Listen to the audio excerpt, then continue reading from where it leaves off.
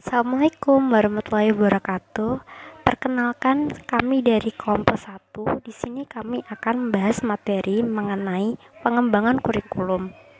Sebelumnya, perkenalkan anggota kelompok kami. Yang pertama yaitu Natasha Salmayanti, NIM 19. Yang kedua, Enda Puji Rahayu, NIM 60. Dan yang ketiga, Mumtaz Nabila, NIM 61. Materi yang pertama akan dijelaskan oleh Natasha Salmayanti, materi yang kedua dijelaskan oleh Enda Puji Rahayu, dan materi yang ketiga dijelaskan oleh saya yaitu Mumtaz Nabila. Baik, di sini saya akan membahas tentang latar belakang sejarah pengembangan kurikulum. Menurut Pestalozzi dalam Armstrong tahun 2009, halaman 55 tentang kurikulum, menyatakan bahwa kurikulum terpadu itu termasuk fisik, moral, dan pelatihan intelektual yang didasarkan pada pengalaman.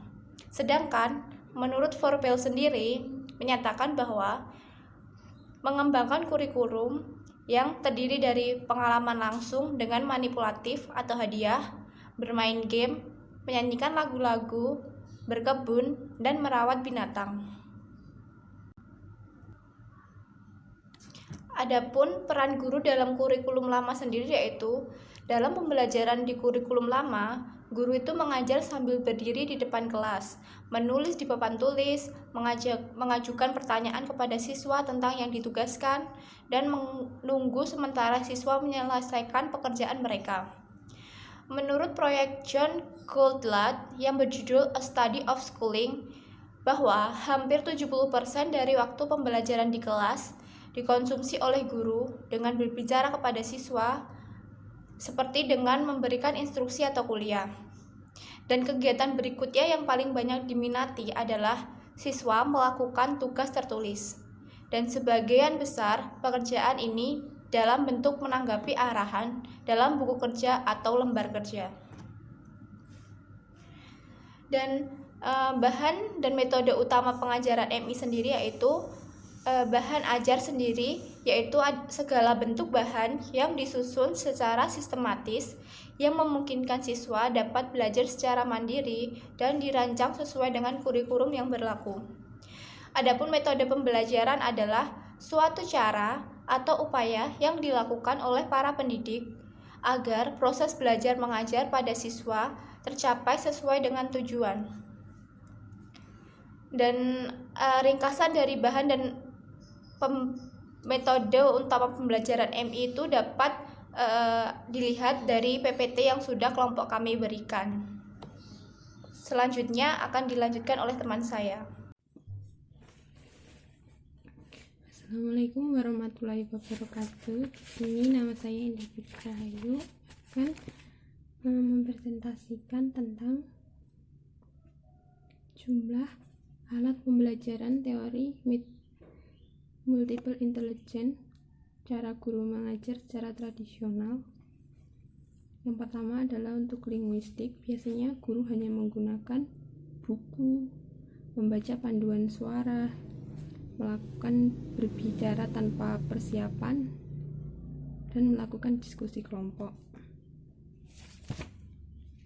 Untuk logis matematika biasanya hanya menggunakan klasifikasi dan kategorisasi, lalu menggunakan teka-teki dan permainan logika, dan latihan memecahkan masalah yang logis.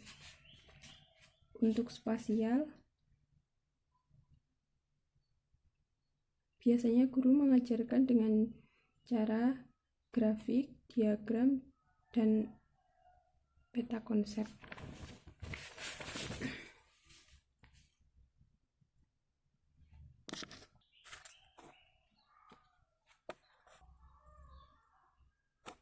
Sedangkan untuk kinestetik, guru biasanya mengadakan kegiatan memasak bersama, berkebun, dan membuat kerajinan, serta biasanya juga mengadakan karya wisata. Untuk musikal, guru biasanya mengadakan pameran musikal, terus bernyanyi bersama, dan membuat perangkat lunak dan menyusun musik. Sementara untuk naturalis biasanya anak-anak disuruh untuk memperhatikan akuarium dan melihat makhluk hidup apa saja yang ada di dalam akuarium, terus berkebun dan karya wisata juga. Untuk interpersonal biasanya anak-anak diajak untuk melakukan kelompok kerja bersama, dibuat dalam bentuk kelompok-kelompok dan nanti memecahkan masalah bersama-sama. Terus untuk intrapersonal biasanya anak-anak diberi waktu untuk mengenal dirinya sendiri dan motivasi. Berikut adalah 7 prosedur dalam pembuatan atau merencanakan kurikulum berbasis MI. Yang pertama adalah fokus pada tujuan atau topik dari masalah pembelajaran. Yang kedua, ajukan pertanyaan seputar kecerdasan anak yang melibatkan 9 atau 8 kecerdasan MI. Yang ketiga adalah pertimbangkan kemungkinan pertanyaan-pertanyaan yang akan diajukan oleh anak. Yang keempat adalah bertukar pikiran dengan anak menggunakan lembar perencanaan MI. Dan yang kelima adalah kegiatan perdebatan untuk memunculkan ide. Yang keenam adalah mengatur rencana kegiatan itu secara berurutan. Dan yang terakhir adalah menggunakan pendekatan yang telah dipilih. Baik, yang selanjutnya yaitu materi mengenai multiple intelligence dan instruksi tematik. Instruksi dikatakan bersifat tematik, itu berarti model pembelajaran di sini lebih mengarah pada meniru atau mencerminkan kehidupan dalam beberapa cara yang signifikan. Pengembangan model tematik instruksi terintegrasi menyatakan bahwa fitur utama di sini dan sekarang sebagai relevan itu langsung dilakukan oleh siswa. Lebih jauh yang dimaksudkan ini adalah untuk mengajar anak-anak kita tentang dunia mereka dan apa saja keterampilan yang diperlukan untuk bertindak. Yang selanjutnya yaitu pembelajaran lebih lanjut. Pembelajaran lebih lanjut di sini dibagi menjadi 4. Yang pertama yaitu lihat daftar strategi pengajaran. Lingkari strategi yang digunakan. Tempatkan bintang kuning di sebelah kegiatan. Letakkan bendera merah di sebelah kegiatan. Letakkan panah biru yang menunjuk ke atas di sebelah kegiatan yang baru ingin dicoba. Selanjutnya yaitu selama beberapa minggu ke depan, batasi penggunaan yang digunakan di atas dengan beberapa teknik yang ditandai atau digunakan secara berlebihan. Kemudian, tingkatkan waktu yang telah dihabiskan menggunakan pendekatan berbintang kuning. Tambahkan teknik panah biru untuk reporter. Yang kedua, yaitu pilih kegiatan keterampilan tujuan instruksional. Terapkan pencatatan 7 proses, ajarkan kepada siswa, lalu renungkan bagian mana yang paling sukses, mana yang paling berhasil, dan berikan siswa untuk merenungkan cara yang sama, yaitu mulai dari apa yang dipelajari melalui berbagai kecerdasan. Yang ketiga yaitu pilih tema. Lalu gunakan perencanaan pembelajaran 7 langkah untuk menghasilkan kegiatan yang mencakup 8 kecerdasan. Yang keempat yaitu fokus pada kecerdasan yang tidak pernah dikenalkan. Buat rencana pembelajaran dan ajarkan pelajaran tersebut kepada anak. Terima kasih. Baik, selanjutnya yaitu sesi tanya jawab. Yang pertama yaitu Juliniar Maulidiah NIM 24. Pertanyaannya yaitu, apa saja prosedur untuk membuat rencana pelajaran, yakni rencana kurikulum yang menggunakan teori multiple intelligence sebagai kerangka kerja pengorganisasian. Saya Mumtaz Nabila akan menjawab pertanyaan dari Juliniar. Prosedurnya yaitu yang pertama, fokus pada tujuan topik tertentu. Guru mungkin ingin mengembangkan kurikulum dalam skala besar. Yang kedua yaitu ajukan pertanyaan multiple intelligence utama. Ajukan pertanyaan berdasarkan aspek yang ingin dikembangkan seperti linguistik, logis matematis, spasial, kinestetik, naturalis, interpersonal, dan intrapersonal.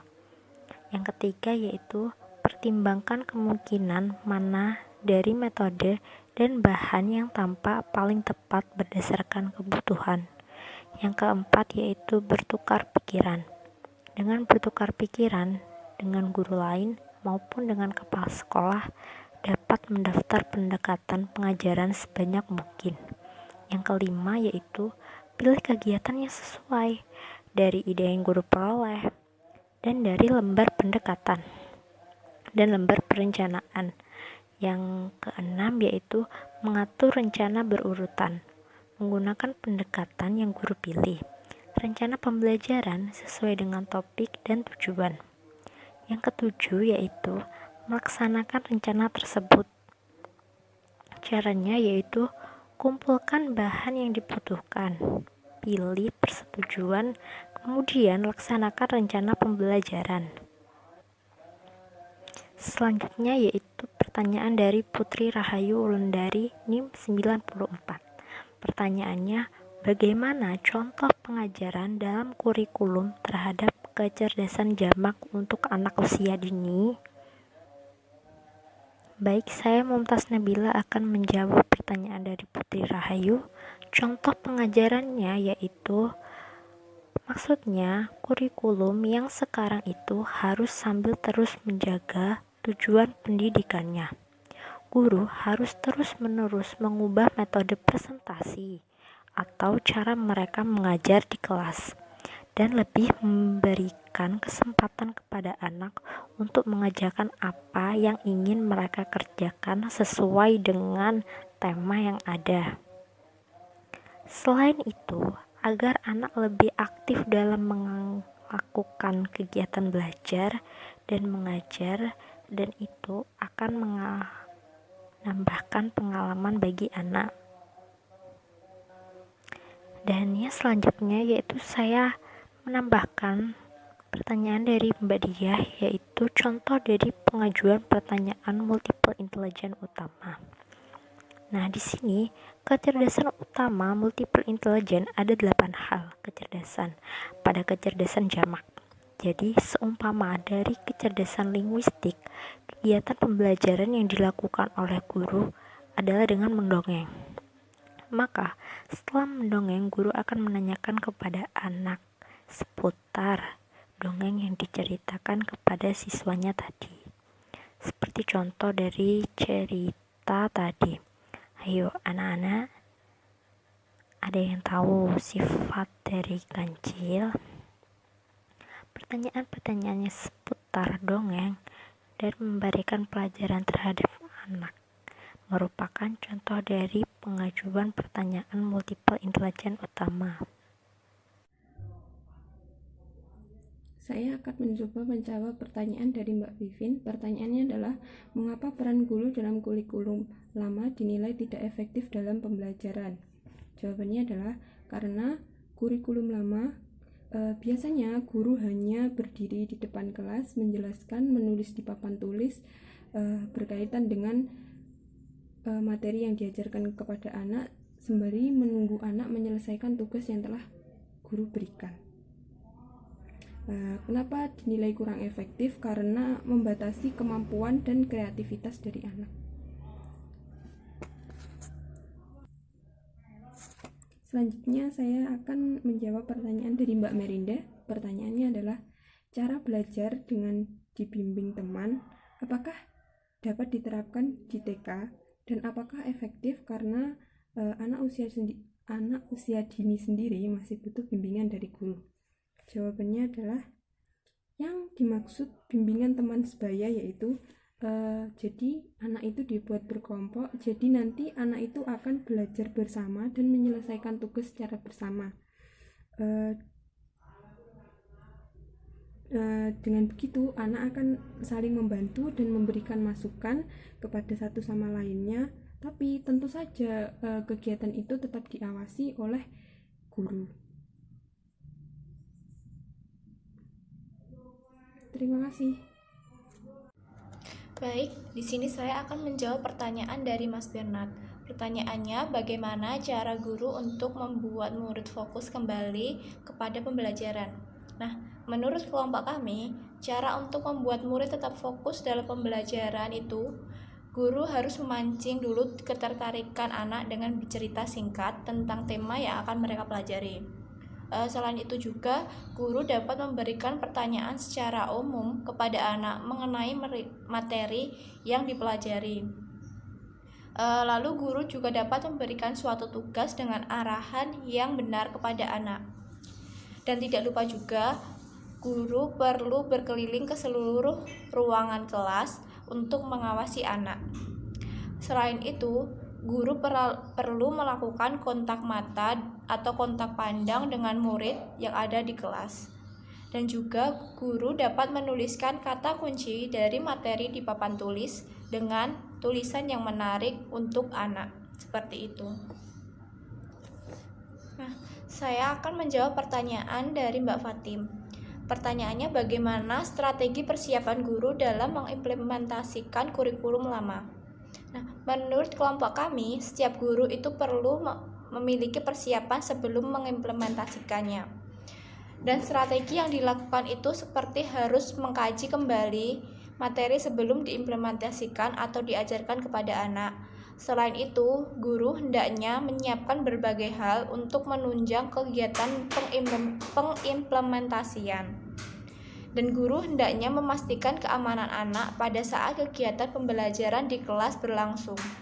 Kemudian, guru juga menyiapkan lembar kerja untuk siswa. Seperti itu. Nah, baik, saya akan menjawab pertanyaan dari Mbak Dia. Pertanyaannya, apa yang dimaksud dengan pertanyaan MI utama? Lalu harus mengajukan kemana? Menurut kelompok kami, maksud dari pertanyaan MI utama itu sebuah pertanyaan yang dapat mengembangkan aspek kecerdasan jamak. Dan tentu pertanyaan itu berdasarkan aspek yang ingin dikembangkan. Dan harus kemana pertanyaan itu diajukan? Tentu saja pertanyaan itu diajukan kepada siswa dengan bahasa yang mudah dipahami oleh anak. Seperti itu.